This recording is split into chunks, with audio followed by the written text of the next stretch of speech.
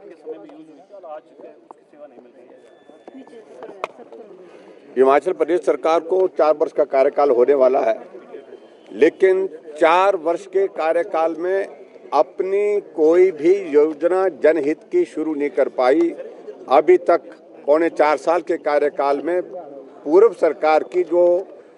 जनहित की योजना थी, उन योजनाओं को एक एक को बंद करने के लिए साजिश की जा रही है।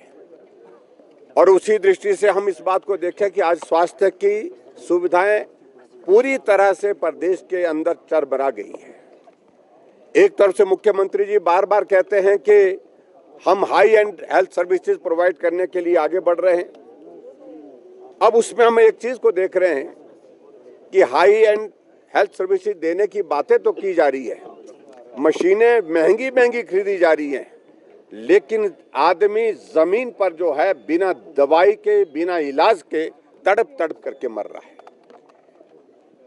क्योंकि जो बेसिक सुविधाएं स्वास्थ्य की है उस तरफ ध्यान नहीं है। ये बड़ी मशीनें खरीदने के पीछे कोई और राज है, कोई और लक्ष्य है उनका, क्योंकि उसमें पैसा जो खरीदने के लिए लगाया जाता है उसकी एवज में सरकार क्या हासिल कर रही है, सरकार के नेता, सरकार के अधिकारी क्या हासिल कर रहे हैं, ये पूरा प्रदेश अच्छी तरह से जानता है। नियम 130 के अंतर्गत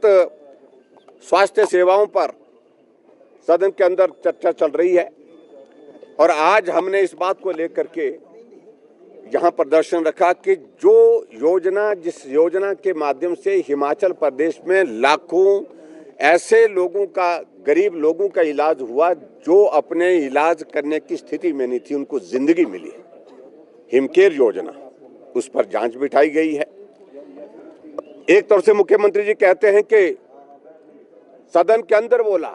कि 1100 करोड़ रुपए का घोटाला हुआ है, जब हमने कहा कि 850 करोड़ तो अभी तक हिमाचल प्रदेश में जब से हिमकेयर शुरू हुई है तब से खर्च हुआ है, ये 1100 करोड़ रुपए का घोटाला कैसे हो गया। और ऐसी सूरत में फिर दूसरे दिन करेक्शन की कि 1100 करोड़ का नहीं 100 करोड़ का घोटाला। अभी 100 करोड़ घोटाले की जो बातें कही जा रही है उसके लिए अधिकारियों के ऊपर लगातार दबाव बनाया जा रहा है कि ये 100 करोड़ हमने बोल दिया इसलिए इतना करना ही होगा, ये साबित करना होगा। अधिकारियों ने हाथ खड़े कर दिए हैं, हमारे विधायकों के ऊपर विजिलेंस केसेस शुरू कर दिए, डॉक्टर जनक के ऊपर, उनके पूछताछ के लिए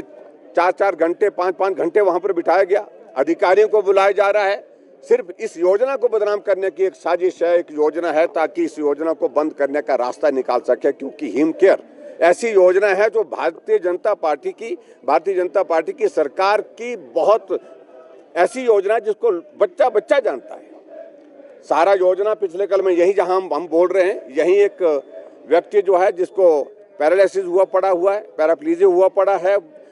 टांगे नहीं चलती हैं, हाथ चल पाते हैं, उसके व्हील चेयर पे था। जब उनसे मिलने का मौका यहीं पर इस परिसर में मिला तो उनसे बातचीत हुई और बातचीत करने के बाद उन्होंने बताया कि सहारा योजना मिलती थी, लेकिन जब से कांग्रेस की सरकार आई है तब से सहारा योजना का पैसा बंद कर दिया है। एक सहारा योजना का एक मरीज मेरे घर में आया, उसकी परिवार के लोग उसको गाड़ी में बिठा करके, वो चल भी नहीं सकता है, ना हाथ चलते हैं ना पांव चलते हैं, ऐसी स्थिति में एक्सीडेंट के बाद उसकी स्थिति है। मुझे कहा कि गाड़ी के पास चलो, मैं गाड़ी के पास गया तो जब देखा कि उस गाड़ी के अंदर एक मरीज है तो मैंने जब उनसे पूछा, मैंने कहा इनको क्यों लाए, ये चल नहीं सकते हैं। बोलते हमें मालूम है चल नहीं सकते, हम उठा करके गाड़ी में यहाँ पर इसलिए लाए हैं क्योंकि सरकार ने इनको सहारा योजना का पैसा बंद करने के लिए इनको मृत घोषित कर दिया हुआ है, डॉक्यूमेंटेड है वो, मैंने वो डॉक्यूमेंट प्रोवाइड भी किया है। तो ये स्थिति हिमाचल प्रदेश में है। आज रोबोटिक सर्जरी की बातें हो रही है, आज टेक्सा 3 MRI की बात हो रही है, लेकिन उसके बावजूद जो बेसिक सुविधाएं हिमाचल प्रदेश में जो स्वास्थ्य की जिस प्रकार से उपलब्ध होनी चाहिए गरीब लोगों के लिए, क्योंकि जिंदगी से महत्वपूर्ण आदमी के लिए कुछ भी नहीं होता है,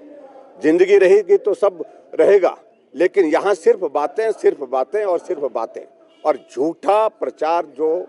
भारतीय जनता पार्टी की सरकार की उन योजनाओं की, जनहित की योजनाओं के खिलाफ जिस प्रकार से चलाया है, इसलिए आज हमने इस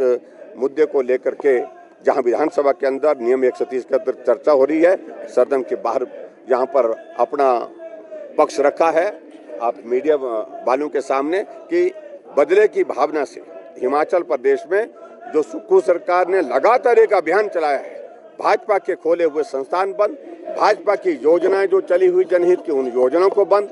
और उसके साथ साथ में भाजपा के जमाने में जो अच्छे काम हुए हैं उन सारे कामों को बदनाम करने के लिए जो षड्यंत्र किया जा रहा है, ये मैं समझता हूँ बहुत दुर्भाग्यपूर्ण है। और मैं इस बात की भी निंदा करता हूँ जो सत्ता पक्ष में है, हमारे पीछे जो नारे लगा रहे हैं, यहाँ पर आप सबके पीछे नारे लगा रहे हैं, इनको शर्म आनी चाहिए इस बात के लिए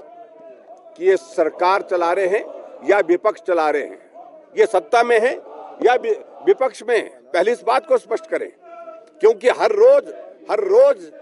प्रदर्शन कर रहे हैं, किसके खिलाफ कर रहे हैं? सरकार आपकी है।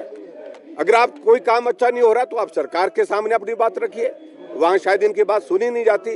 जाती है तो मानी नहीं जाती। ऐसी स्थिति में ये विवश होकर के सड़कों पर उतर आए हैं। इनको हम बोल रहे हैं अच्छा है कि आपने 1 साल पहले शुरुआत कर दी,